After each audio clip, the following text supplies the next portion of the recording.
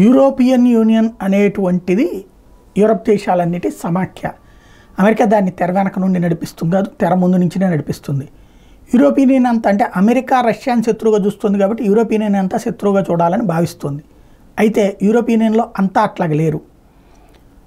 Russia ఇప్పుడు Ukraine మీద war చేస్తున్న నేపథ్యంలో నాటో దేశాలన్నీ కలిపి యుద్ధానికి ప్రిపేర్ అవుతూ ఉంటే రష్యా నిర్మోహమాటంగా ఉంది.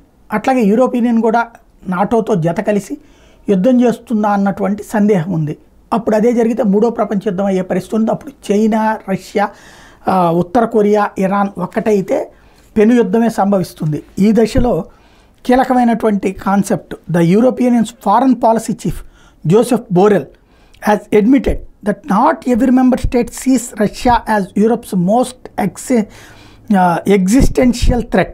He argued that disputes between members are preventing the European Union from taking a unified stance against Moscow and are holding back military aid to Ukraine. ఇది ఎందుకని మీరు యూరోపియన్ యూనియన్గా రష్యా మీద చర్యలు తీసుకోలేకపోతున్నారు అంటే ఒక్కొక్కరికి ఒక్కొక్క అభిప్రాయం ఉంది రష్యా మీద, అందరికీ ఏకాభిప్రాయం లేదు, అందువల్లనే ఈ పరిస్థితి తలెత్తుతోందంటూ వాళ్ళ యూరోపియన్లకు సంబంధించినటువంటి టెక్నికల్ చీఫే చెప్తున్నాడు.